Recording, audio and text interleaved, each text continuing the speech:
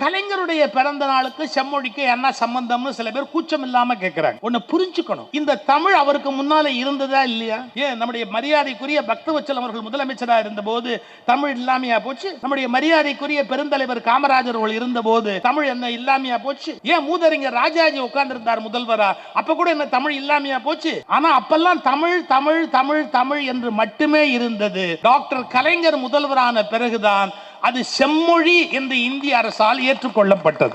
இப்ப நான் இங்க வந்து பேசுற உடனே என்ன சொல்றாங்க, நீ தேவையில்லாம அந்த இடத்துல போய் பேசுறியே, அது உனக்கு தேவையா? அவங்களுக்கு போய் ஏன் முட்டு கொடுக்குற, இதெல்லாம் தேவையா? இது மாதிரி நிறைய கேள்வி என்னை பற்றி என் மீது விமர்சனங்களை எழுப்பி கொண்டே இருக்கிறாங்க. ஒன்னு புரிஞ்சுக்கணும், வேதங்களற்ற இந்து மதம், சமயங்களில் உயர்வு தாழ்வு இல்லை என்று சொல்லக்கூடிய அந்த பகுதியில் நாங்கள் இருப்பதால் தான் இந்த மேடைகளிலும் காட்சி தருகிறோம். இல்லை என்றால் நாங்கள் இந்த மேடைக்கு வர வேண்டிய அவசியம் என்ன? ராமானுஜரை சில பேர் கேட்கறாங்க, என்னங்க நியாயம், மேல் தட்டு மனிதனுடைய தோல்ல கை போட்டு நீங்க போறீங்க, குளிக்க போகும்போது குளிச்சிட்டு வரும்போது ஒரு தாழ்த்தப்பட்ட ஒருத்தருடைய கையை பிடிச்சிக்கிட்டு வர்றீங்க, என்ன அர்த்தம், தீட்டு படாதா அப்படின்னு கேட்டாங்க. அவர் சிரிச்சுக்கிட்டே என்ன சொன்னார் தெரியுங்களா, ராமானுஜர், உன் தோல்ல நான் கை வச்சுட்டு வந்தாதான் தீட்டு வரும். ஏன், நான் வசந்த ஜாதின்னு உனக்கு ஒரு அகங்காரம் இருக்கு பத்தியா, அது உன்னை தொட்டா எனக்கு வந்துடும், அதனாலதான் நான் உன்னை விட்டுட்டு அவரை தொட்டேன். கோயில்ல தேவதாசி முறைன்னு ஒன்று இருந்தது இல்லையா, இதை எல்லாரும் என்னமோ கண்டிச்சு பேசுறீங்களே, இது ஒரு கலாச்சார பாரம்பரியத்தினுடைய ஒரு பகுதி தானே, இதை இப்படி எல்லாம் பேச வேண்டிய அவசியம் இல்லைன்னு ரொம்ப வித்தியாசமான பார்வையில தான் எழுதுவதா ஒரு பெண் எழுத்தாளர் கட்டுரை எழுதிட்டார். இந்த கட்டுரைக்கு பெரிய பதிலோ கடுமையான விமர்சனமோ கலைஞர் சொல்லல, ஒரே ஒரு வார்த்தை எழுதினார், பதில் எழுதினார். இந்த வார்த்தைக்கு அதை கேட்டுட்டு அந்த எழுத்தாளர் துடிதுடித்து போய் மன்னிப்பு கேட்டார். என்ன வார்த்தை எழுதினார் தெரியுங்களா?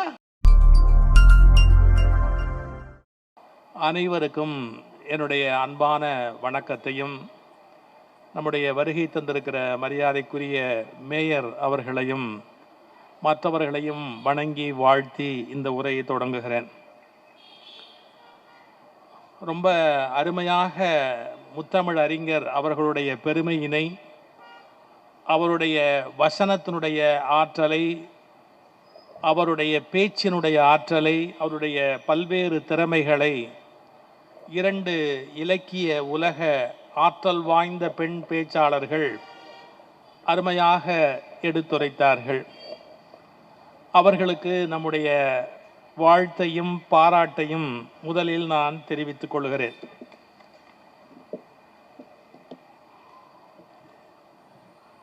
ஒரு சிக்கலான சூழ்நிலை வருகிற போது எந்த மனிதன் சோர்ந்து போகாமல் தன்னை தக்க வைத்துக் கொள்கிறாரோ அவர்கள் உலக வரலாற்றில் கண்டிப்பாக இடம் பிடிப்பார்கள். இங்கே கூட சகோதரி பாரதி பாஸ்கர், நம்முடைய மாண்புமிகு நம்முடைய அமைச்சர் அவர்கள், இந்த கரண்ட் கட்டான போது ஒரு 2 நிமிஷம் இல்லை, சரியா ஒரு 10 நிமிஷம் இருக்கும், அந்த கரண்ட் கட்டான போது அது அவர் எப்படி அந்த பிரச்சனையை கையாண்டார் அப்படிங்கிறத அழகா சொன்னாங்க. ஆனால் அதை விட ரசித்தது எதுன்னு கேட்டால், வந்த உடனே யார் இதை சரி செய்தார்களோ அவர்களுக்கு நன்றின்னு இருப்பாருங்க. அதுதான் அந்த லீடர்ஷிப் குவாலிட்டியில் இருக்கிற ஒரு ஆச்சரியமான விஷயம். யார் வேலை செய்கிறார்களோ அவர்களை அங்கீகரிப்பதும் பாராட்டுவதும் தான் ஒரு மனிதனை நம்மோடு தக்க வைக்கிறது. இந்த நுட்பம், அந்த பிரச்சனை வருகிற போது அதை கையாண்ட அந்த அழகு இருக்கு இல்லையா, அது ஒரு பெரிய பெருமைக்கு உரிய விஷயம். இப்ப வாழ்க்கையிலேயே மிகப்பெரிய பிரச்சனைகள் சில பேருக்கு வருகிற போது, இப்ப எனக்கு ஒரு பிரச்சனை ஆரம்பிச்சிருக்காங்க பாருங்க. தம்பி, அங்க தண்ணி கொடுக்கறத கொஞ்ச நேரம் நிறுத்துப்பா தம்பி.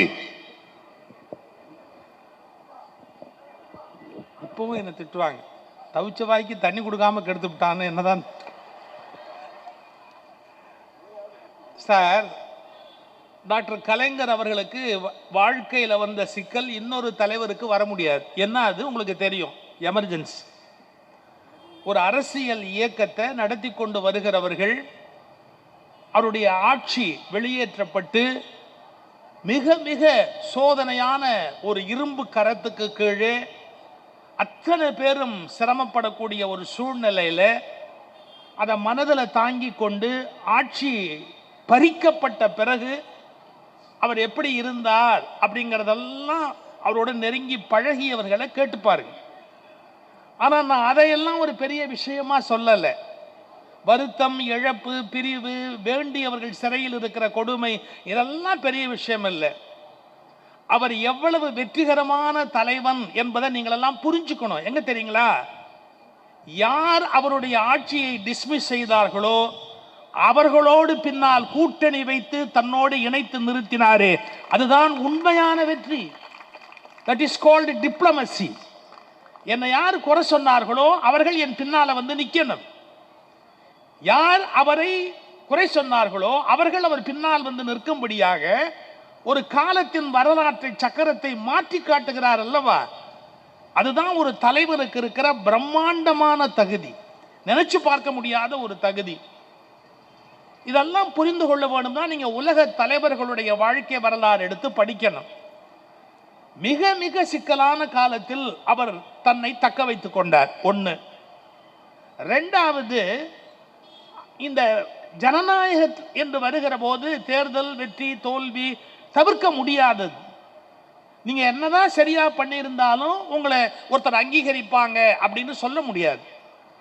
நான் அடிக்கடி சொல்றது உண்டு, நாம சரியா இருக்கிறதாலேயே நம்மளை ஒருத்தர் ஏத்துக்கணும்னு ஒன்றும் கட்டாயம் கிடையாது. நான் அதுக்கு ஒரு கதை கூட சொல்லியிருக்கேன், என்னுடைய யூடியூப்ல சொல்லியிருக்கிறேன். ஒரு நாய் 8-8:30 மணிக்கு பைய தூக்கிட்டு ஒரு சூப்பர் மார்க்கெட்ல போய் பொருள் வாங்க போகுது. நினைச்சு பார்க்க முடியுமா? ஒரு நாய். அந்த வீட்டுக்காரன் பைய கொடுத்துருக்கிறான், அதுல சீட்டு போட்டிருக்கிறான், காசு போட்டிருக்கிறான், எடுத்துட்டு போய் சூப்பர் மார்க்கெட்ல கொடுத்து அந்த லிஸ்ட் படி எல்லாத்தையும் வாங்கிட்டு அவனுக்கு காசு கொடுத்து சில்லறையை வாங்கி பையில போட்டுக்கிட்டு அந்த நாய் அந்த பைய எடுத்துக்கிட்டு வெளியே வந்தோன்னா அந்த கடைக்காரன் ஷாக் ஆயிட்டான். ஆஹா அப்படின்னு கதவை சாத்திட்டு இது பின்னாலேயே போனா, இது யார் வீட்டு நாயின்னு பார்க்கணும்.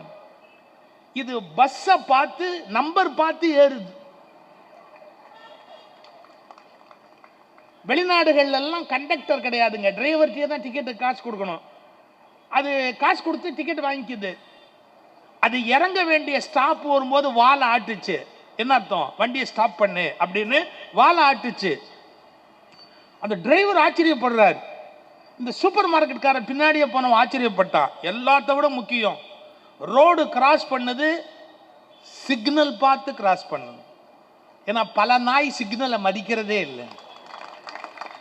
சிக்னல் பார்த்து ரோட கிராஸ் பண்ணது அது பெரிய விஷயம் இல்லை.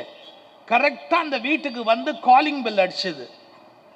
இவர் இந்த சூப்பர் மார்க்கெட்காரன் பார்த்தா, ஐயோ எப்பேற்பட்ட நாய் அப்படின்னு போய் கதவை திறந்து, அந்த வீட்டுக்காரன் கதவை திறந்து பாருங்க பைய வாங்கிட்டு மட்டேல் அந்த நாய் தள்ள ஒண்ணு வச்சான்.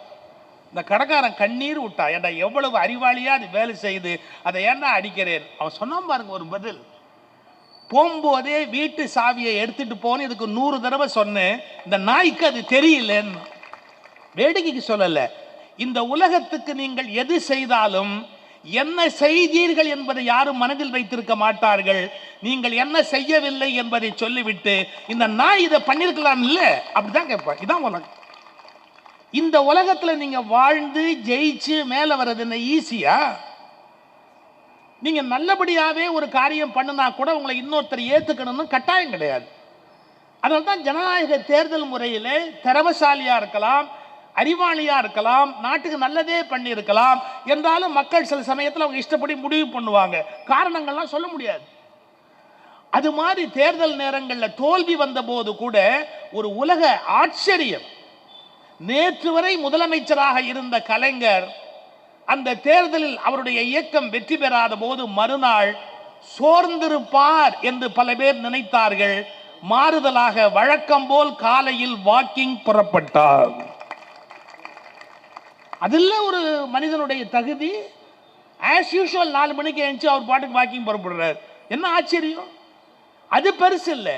10 மணி ஆனா செக்ரட்டேரியட்டுக்கு போகிற முதலமைச்சர் இப்போ 10 மணி ஆன உடனே நேரா அறிவாலயத்தில் வந்து உட்கார்ந்து மற்றவர்களை பார்க்க தொடங்குகிறார். வெற்றியும் அந்த மனிதரை பாதிக்கவில்லை, தோல்வியும் அந்த மனிதரை பாதிக்கவில்லை. ஒரு மிகச்சிறந்த மனிதன் தன்னை எப்படி வைத்திருக்க வேண்டும், வெற்றி தோல்விகளால் பாதிக்கப்படாத மனிதனாக இருக்க வேண்டும் என்பதற்கு அடையாளமாக வாழ்ந்து காட்டினார். இது எவ்வளவு பெரிய கஷ்டம் பாருங்க. அதுல பாதிக்கப்படாம இருக்கிறது எவ்வளவு பெரிய கஷ்டம். அவருடைய எழுத்தாற்றல் மிகவும் பெரிய சிறந்த எழுத்தாற்றல். அதாவது நம்ம செங்கோல்னு சொல்வோம், எழுதுகோல்னு சொல்வோம், நம்ம வாழ்க்கையை புரட்டி போட்ட சில பேரை நெம்புகோல்னு சொல்வோம் இல்லையா. இன்னும் சில பேர் கையில் வச்சிருக்கிறது மந்திர கோல்னு கூட சொல்வோம். ஏன்னா எதிரில் இருக்கிறவங்கள மாற்றக்கூடிய ஆற்றல் உள்ளவங்களா இருப்பாங்க.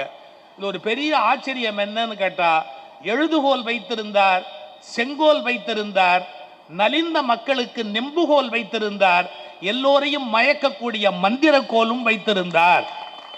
அது ஒரு பெரிய ஆச்சரியம் இல்லையா. அவர் பேச ஆரம்பிச்சார்னா அதுக்குன்னு ஒரு பெரிய கவர்ச்சி இந்த உலகத்துல பார்க்க முடியுமா? அப்படி நீங்க ஒண்ணு புரிஞ்சுக்கணும். அவருடைய எழுத்தாற்றல், கலைஞரின் பேனா அப்படிங்கிற இந்த புத்தகத்தை பத்தி தான் கொஞ்சம் ரெண்டு பேரும் நடுவில் சொன்னாங்க. என்னுடைய நண்பர் ராஜகோபால் எழுதுனது நல்ல புத்தகம், முதல்வர் வெளியிட்டார் இந்த புத்தகத்தை. ஒரு சின்ன விஷயம் பாருங்க. ஒரு காலத்துல இந்த பாருங்க, புரட்சி தலைவர் எம்ஜிஆருடைய படம்னு சொல்ற மாதிரி, நடிகர் திலகம் சிவாஜியினுடைய படம் அப்படின்னு விளம்பரப்படுத்துற மாதிரி, இதுவரையில யாருக்குமே கிடைக்காத பெருமை நம்முடைய முத்தமிழறிஞர் டாக்டர் கலைஞருக்கு கிடைச்சது. என்ன தெரியுங்களா?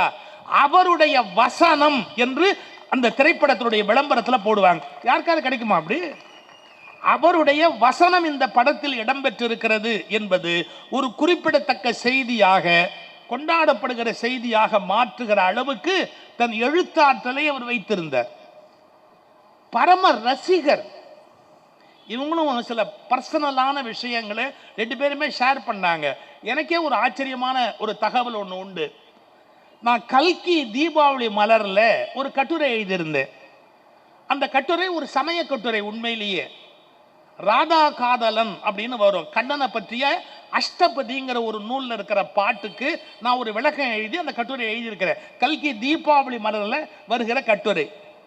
நான் நிச்சயமா அதை இவர் படிச்சிருப்பார் நான் நம்பவே இல்லை. ஏன்னா அது முழுக்க முழுக்க அஷ்டபதியில வர்ற ஒரு பாட்டு. அதுக்கு நான் கல்கி தீபாவளி மலர் அட்டப்பட கட்டுரை எழுதியிருக்கிறேன். நம்ப முடியாத செய்தி, என்னுடைய நண்பர் வைரமுத்து அவர்கள் ஃபோன் பண்ணி, எப்பா தலைவர் கேட்கிறாரு, கல்கி தீபாவளி மலர்ல அவர் சுகீசிவ ஒரு கட்டுரை எழுதியிருக்கிறானே, அது நீ படிச்சியான்னு என்ன கேட்டாரு. நான் நினைச்சு கூட பார்க்க முடியல. படிச்சுட்டு என்கிட்ட பேசு அப்படின்னு சொன்னாரு. அந்த கட்டுரையை படித்தேன், நல்லா இருந்தது. அப்புறம் தலைவரோட அதை பற்றி நான் கருத்து பரிமாறிக்கிட்டேன். அதில் ஒரு இடம், அதை நான் இப்போ மேடையில் சொல்ல முடியாது. அது வந்து காதல் சிருங்கார ரசத்தை பேசுகிற ஒரு இடம். அதை சொல்லும்போது அதை சொல்லிட்டு கலகலன்னு சிரிச்சிருக்கிறார். இதை எதுக்கு சொல்ல வரேன்?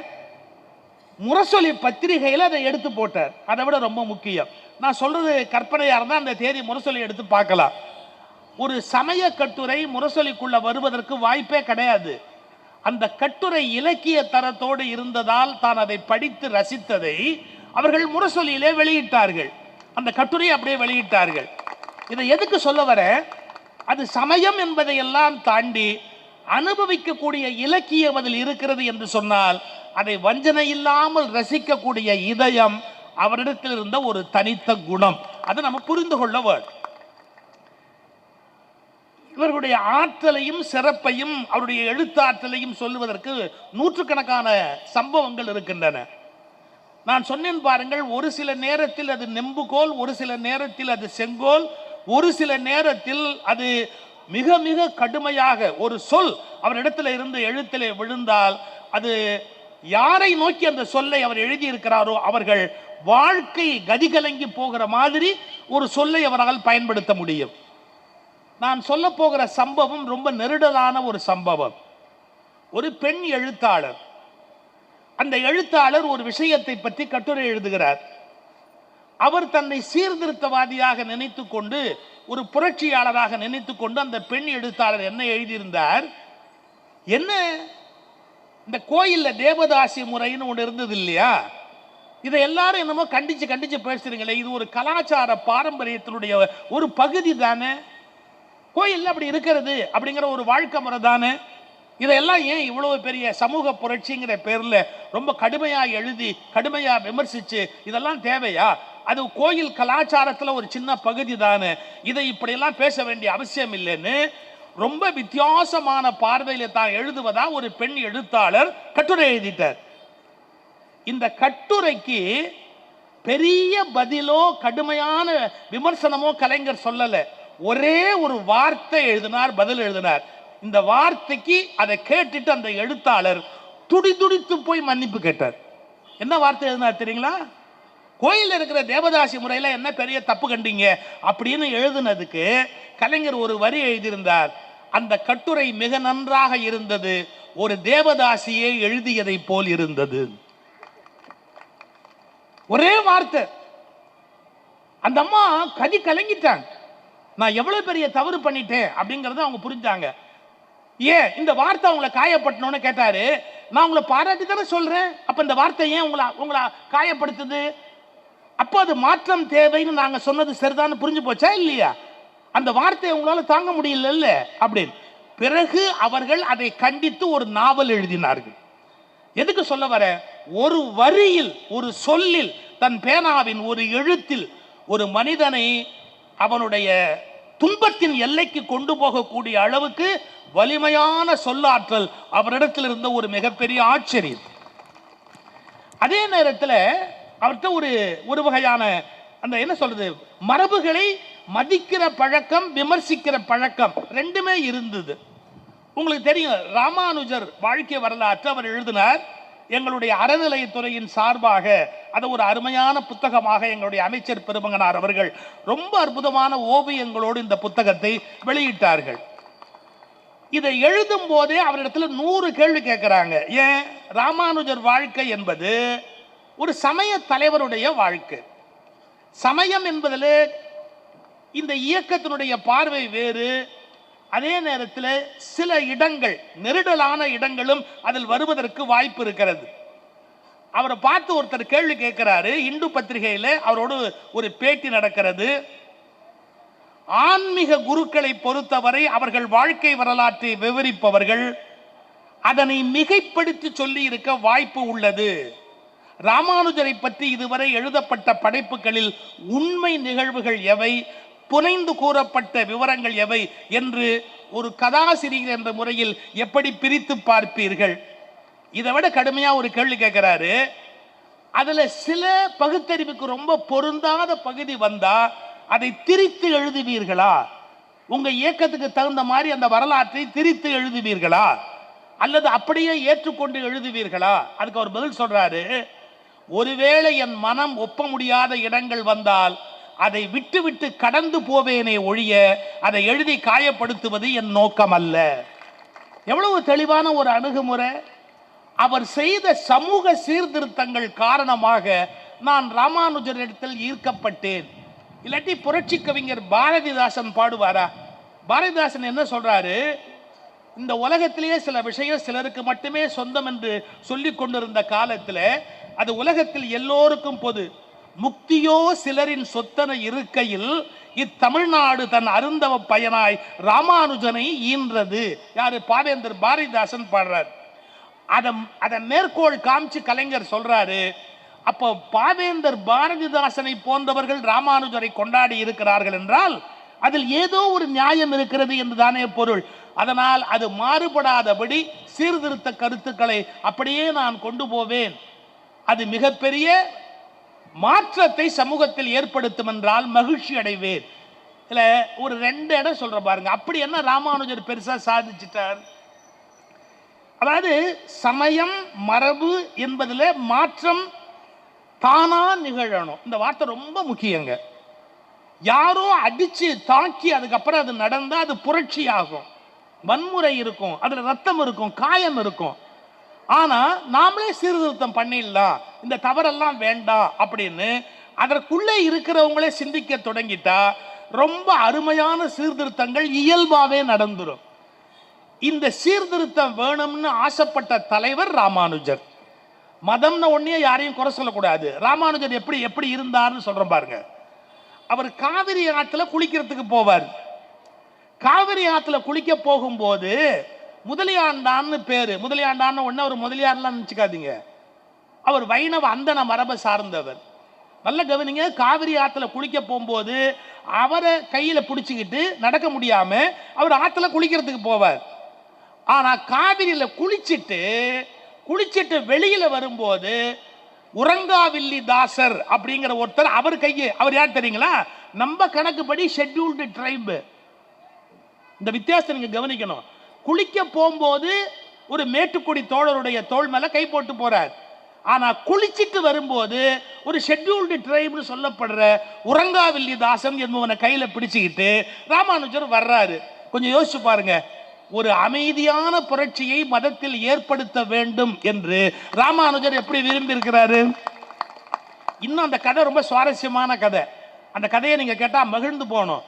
ராமானுஜரை சில பேர் கேட்கறாங்க, என்னங்க நியாயம், குளிக்க போகும்போது ஒரு மேல் தட்டு மனிதனுடைய தோல்ல கை போட்டு நீங்க போறீங்க, குளிக்க போகும்போது குளிச்சுட்டு வரும்போது ஒரு தாழ்த்தப்பட்ட ஒருத்தருடைய கையை பிடிச்சிக்கிட்டு வர்றீங்க, என்ன அர்த்தம், தீட்டு படாதா அப்படின்னு கேட்டாங்க.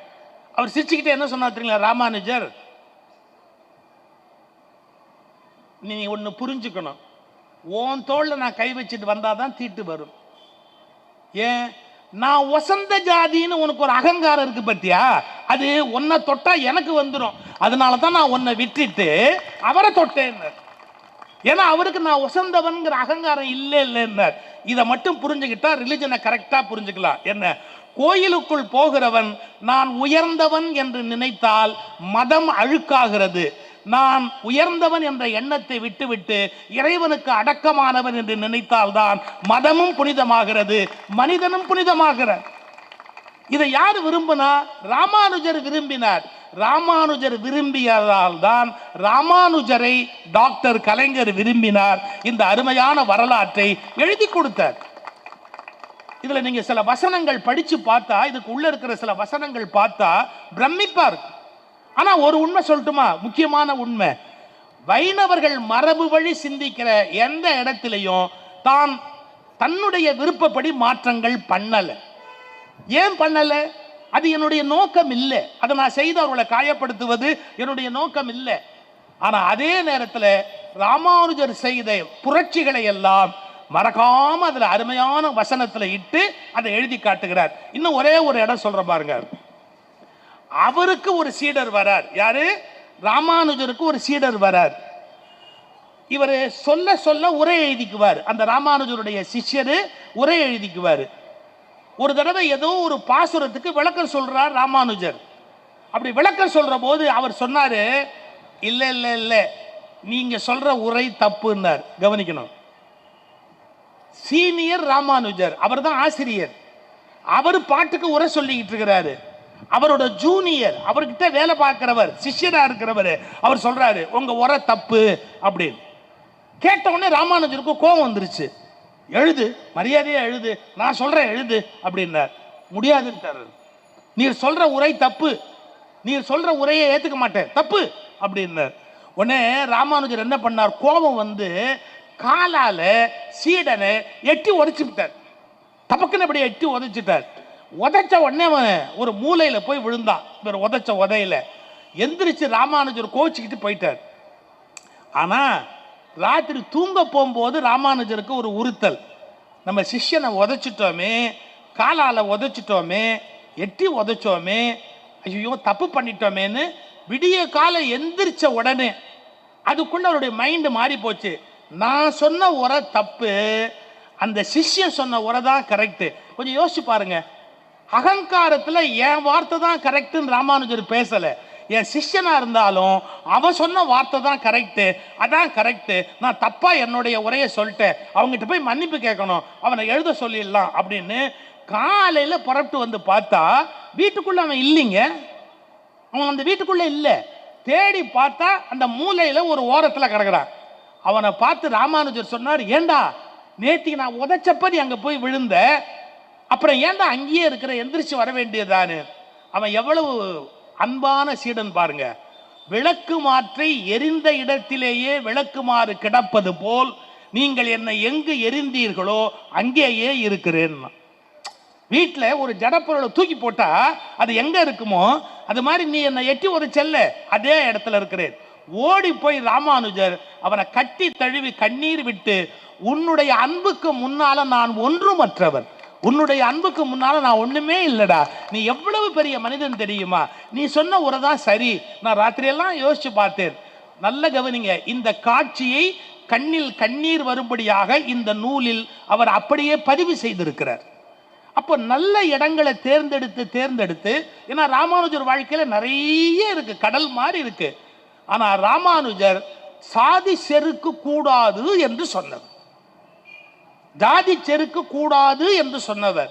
அதனால இந்த கொள்கை, தனக்கு இருக்கிற கொள்கையும் ராமானுஜருடைய சமயம் சார்ந்த உண்மையும் ஒத்துப்போவதால் வேறு எந்த சமய தலைவரையும் பற்றி எழுதாத டாக்டர் கலைஞர் அவர்கள் ராமானுஜரை பற்றி மட்டும் மிக நீண்ட ஒரு தொலைக்காட்சி தொடரை எழுதி கொடுத்தார்கள். கொஞ்சம் யோசிச்சு பார்க்கணும் சார். இப்ப என்னன்னா, நீங்க அந்த இயக்கத்தில் இருக்கிறவங்க, பாரதி பாஸ்கர் சொன்ன மாதிரி நாங்க கட்சியில் இல்லை, வெளியிலேருந்து பார்க்கிறோம், சில காரண காரியங்களுக்காக இது சரி இது தவறு என்று ஏற்றுக்கொள்கிறோம், அவ்வளவுதான்.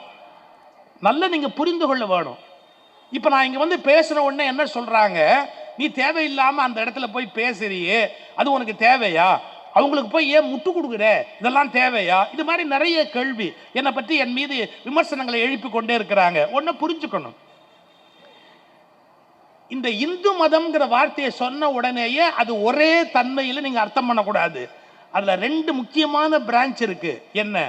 வைதீக மேலாதிக்கத்தை ஒப்புக்கொள்ளுகிற இந்து மதம், வைதீக மேலாதிக்கத்தை ஒப்புக்கொள்ளாமல் தமிழ் மரபு வழி சமரசத்தை ஒப்புக்கொள்ளுகிற இந்து மதம். ரெண்டு பெரிய பிரான்ச் இருக்கு.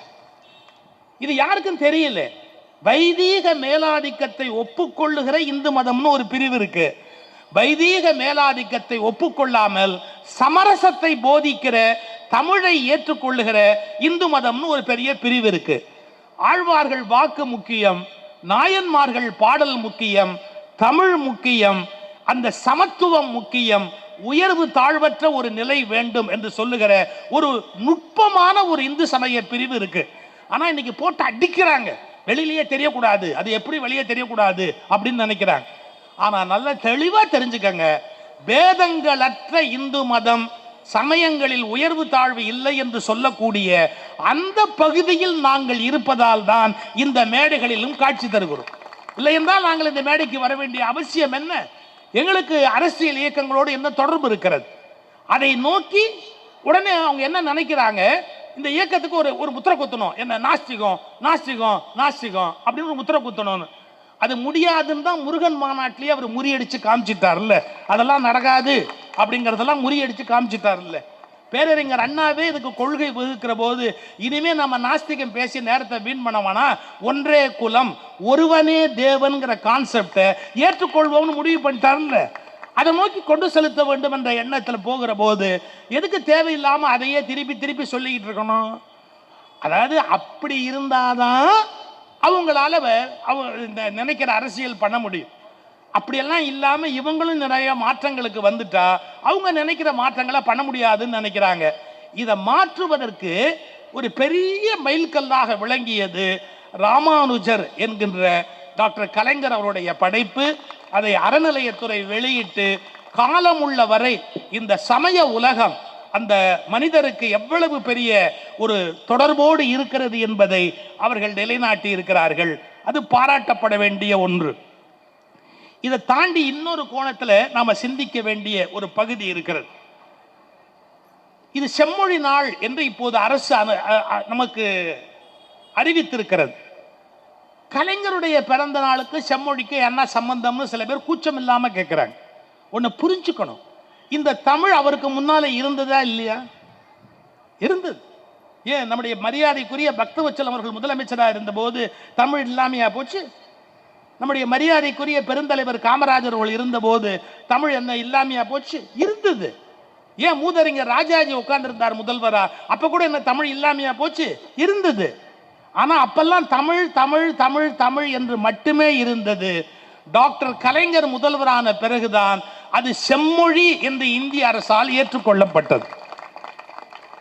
அதாவது உயர்தனி செம்மொழி 1000 ஆண்டு கால பழமையும் வளமையும் மிகப்பெரிய இலக்கிய இலக்கண தொடர்பும் உடையது என்று இந்தியா முழுக்கவும் தெரிந்து கொள்ளக்கூடிய வகையில் செம்மொழி என்று மாற்றுவதற்காக மத்திய அந்த ஒன்றிய அரசை வற்புறுத்தி அதற்காக முயற்சி எடுத்துக்கொண்டவர் டாக்டர் கலைஞர் அவர்கள்.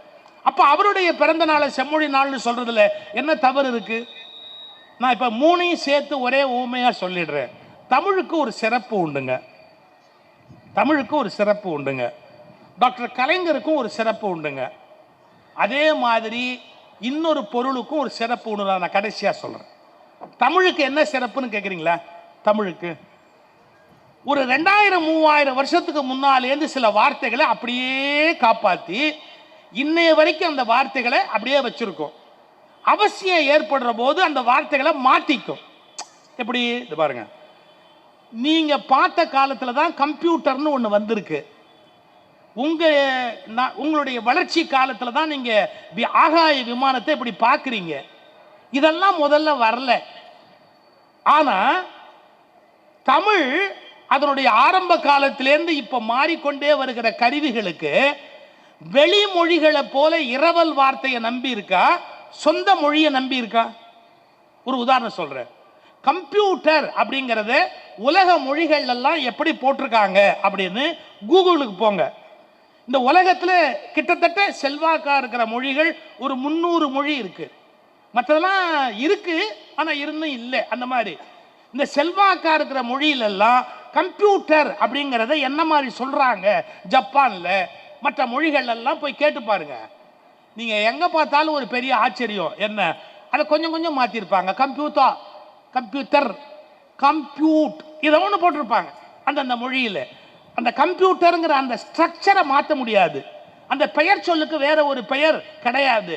ஆனா நீங்க தமிழ்ல வந்து கம்ப்யூட்டர்னு போட்டா கணினி அப்படின்னு காட்டும். என்ன அர்த்தம்? தானா ஒரு பேரை அது உண்டு பண்ணும். இது வரைக்கும் இல்லாத ஒரு பேரை அது உண்டு பண்ணும். இந்த ஆற்றல் உலகத்தில் மற்ற மொழிகளுக்கு கிடையாதுங்க. புதிதாக ஒரு சொல்லை தானே ஏற்படுத்தி கொள்ளுகிற ஆற்றல். சரியா சொல்றதா இருந்தா, ஒரு பொண்ணு இளமையா இருந்தா தான் புள்ள பெற்றுக்க முடியும். வயசாகி கழுவி ஏற்றா புள்ள பிறக்காது. தமிழுக்கு ஒரு பெரிய ஆச்சரியம், இவ்வளவு வருஷம் ஆனாலும் புள்ள பெற்றுக்கிட்டே இருக்குது. புதுசு புதுசா என்ன வார்த்தைனாலும் அது பாட்டுக்கு அந்த புதிய புதிய வார்த்தைகளை கொடுத்துக்கிட்டே இருக்கு. இது எவ்வளவு பெரிய ஆச்சரியம் சார். பாருங்களேன், அதில் நீங்க யூஸ் பண்றத மவுஸ்ன்னு சொல்றீங்க. மவுஸ்ன்னு நீங்க சொல்றீங்களே ஒழிய மொழிபெயர்க்க போனா எலின்னு மொழிபெயர்ப்பீங்களா? தமிழ் அப்படி மொழிபெயர்க்கல. அதுக்கு ஒரு பேர் வச்சிருக்கிறான். என்ன பேர் வச்சிருக்கான்? சுட்டி. ஏன் அதுக்கு சுட்டின்னு பேரு? அதை அசைச்சிங்கன்னா ஒரு ஆரோ போய் ஒரு பகுதியை சுட்டும். அது என்ன வேலை செய்கிறதோ அதை அதற்கு பெயராக கொடுத்திருக்கிறார். மவுசு எலின்னு மொழிபெயர்க்கல. யோசிச்சு பார்த்தீங்களா? உலகத்துல பல மொழிகள் மவுசுனா மவுசுனே வச்சுக்குவான். அதனாலதான் அதுக்கெல்லாம் மவுசு போயிடுச்சு.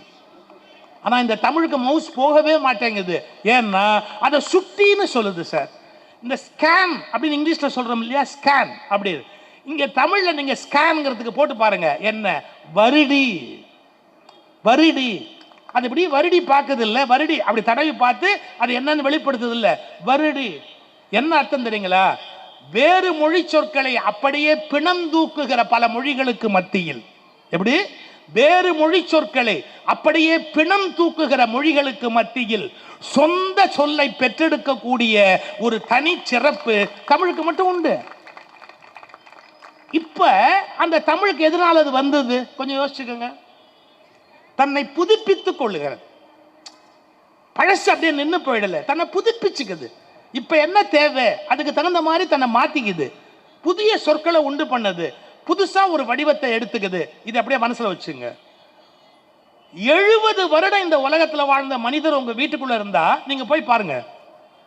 70 வருஷத்துக்கு முன்னாடி அவர் என்ன மாதிரியான மனோநிலையில் இருந்தாரோ அதே நிலையில இப்பவும் தொணன்னு சொல்லி நம்ம பிராணனம் வாங்குவார் சார். அவர் காலத்துல ஏதோ ஒரு ஹோட்டல்ல இட்லி சாம்பார் நல்லா இருந்திருக்கும் சார். என்ன இப்பெல்லாம் அந்த ஹோட்டல்ல அப்ப இட்லி ஐயோ அதை போய் வாங்கிட்டு வான்னு சொல்றேன். அந்த ஹோட்டல் முதலாளி செத்துட்டான், அந்த ஹோட்டலையே வித்துட்டான், அந்த ஹோட்டலே இப்ப இல்லை. அதுதான், அதாவது அவங்க நினைவுல எல்லாம் பழசு பழசு பழசு பதிஞ்சிருக்கும். சரியா சொல்லட்டுமா? அவர்கள் தன்னை புதுப்பித்துக் கொள்ள மாட்டார்கள். மாற்றங்கள் என்ன நிகழ்ந்திருக்கிறதோ அதை புரிந்து கொள்ள மாட்டார்கள். இந்த 70-80 ஆண்டுகள் வாழ்ந்த மனிதர்கள் தங்களை புதுப்பித்துக் கொள்ளாததால் இருக்கும் போதே செத்து போனவர்களாக வீடுகளில் மாறிவிடுகிறார்கள். ஆனால் சரியான மனிதர்கள் காலத்திற்கு ஏற்ப தங்களை புதுப்பித்துக் கொள்கிறார்கள். தன்னுடைய அரசியல் தொடங்கிய காலத்தில் தமிழ்நாட்டின் தன்மை வேறு, இந்தியாவின் தன்மை வேறு. ஆனால் 70 ஆண்டுகளுக்கு மேலாக அரசியலில் கோலோச்சி கொண்டிருந்த கலைஞர் காலத்திற்கு ஏற்ப தன்னை புதுப்பித்துக் கொண்டு என்னென்ன மாற்றங்களை செய்ய வேண்டுமோ செய்வதற்கு தயாராக இருந்தார். இது ஆச்சரியம் இல்லையா சார்? அவர் வாஜ்பாயோட நட்பா தான் சார் இருந்தாரு. வாஜ்பாய் அவர்களோடு அவர் நட்பு இல்லாமையா இருந்தாரு? பிபி சிங்கோடு நட்போடு இருந்தாரு, வாஜ்பாயோடு நட்போடு இருந்தார். அது பெருசு இல்லை. நம்முடைய மரியாதைக்குரிய டிஆர் பாலு அவர்கள் மத்திய அமைச்சராக இருந்தபோது விடிய கால 4 மணிக்கு போன் போகும். விடிய கால 4 மணிக்கு. ஏன்? இந்து பேப்பர் அச்சான உடனே மவுண்ட் ரோட்ல இருந்து வரும்போது அவர் வீட்டுக்கு போயிடணும். காலையில் எந்திரிச்ச உடனே அதை படிச்சிடணும். முக்கியமான விஷயத்தை குறிச்சு வச்சிடணும். அதை உடனே கூப்பிட்டு அங்கே சொல்லணும். ஒரு அஃபிடவிட் ஃபைல் பண்ண போது வாஜ்பாய் அரசாங்கத்தில் ஒரு அஃபிடவிட் ஃபைல் பண்ணாங்க.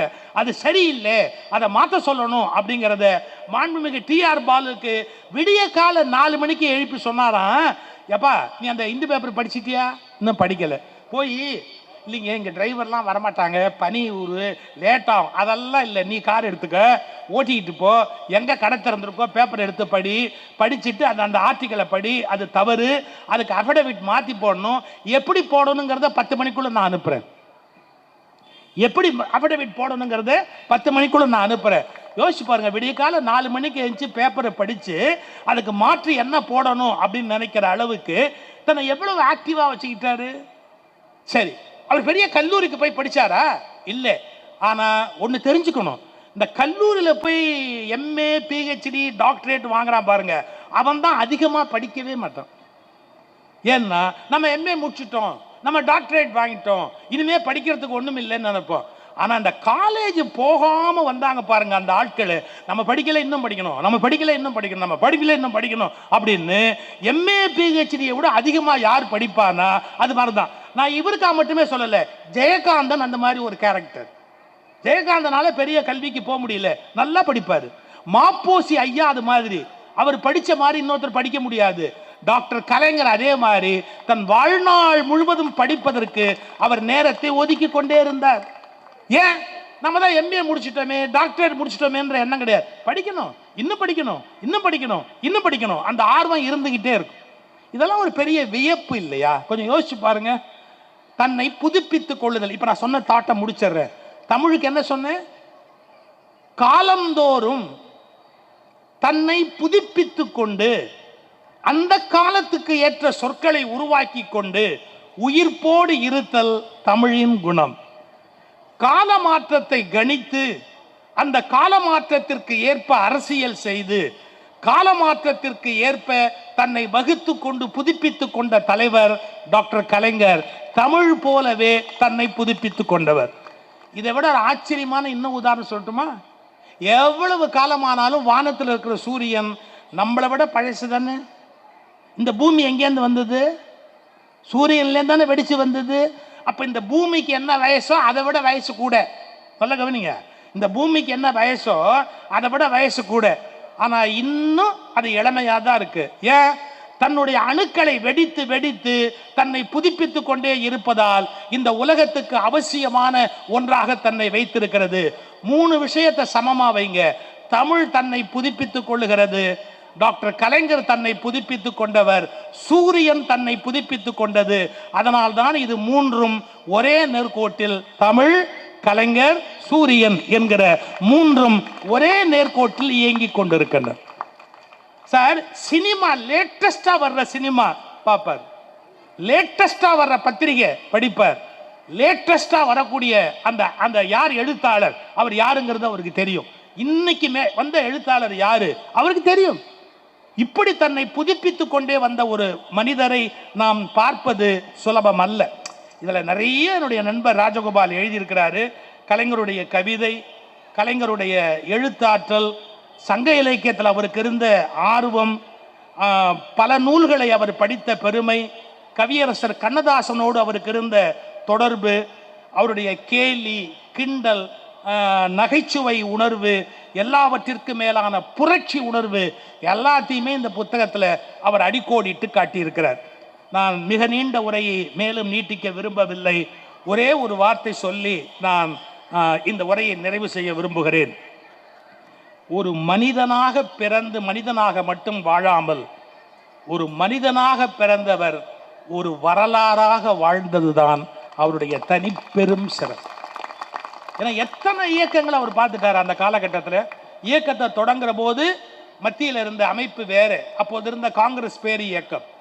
அதன் பிறகு அவருடைய அரசியல் மாற்றி மாற்றி எத்தனை விதமான சூழ்நிலை எல்லாத்தையும் பார்த்து காலத்திற்கு ஏற்ப தன்னை தகவமைத்து கொண்டு தன் பேனாவாலும் நாவாலும் நெம்புகோலாய் செங்கோலாய் எழுதுகோலாய் மந்திரக்கோலாக தன்னை வடிவமைத்து கொண்ட அவருடைய அந்த பிறந்த நாளை செம்மொழி நாள் என்று அறிவித்து கொண்டாடுவது என்னை பொறுத்தளவில் உகப்பான ஒன்றுதான்.